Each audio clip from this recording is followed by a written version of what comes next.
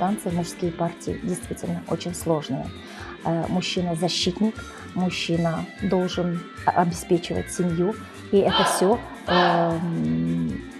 передается через танец. Гагаузский народ относится к кочевым народам, и они либо нападали, либо защищались.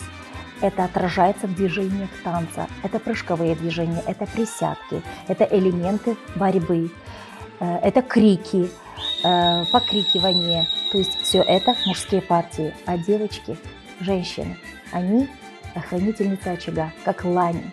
И движение рук показывает, как колыхание веток. Такое ощущение, что они собирают виноград, собирают урожай. И ни в коем случае девочки не должны были делать резких движений. Они вроде бы как быстрые, но они мягкие. То есть и женщина всегда чуть-чуть на втором плане. То есть по жизни у гагаузов то же самое было. Мужчина выше, женщина должна уступать.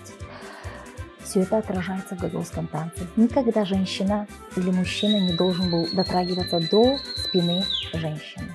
Рука еле-еле дотрагивается до руки. То есть это все наблюдается в гагаузском. Мы пытаемся это передать через гагаузский танец.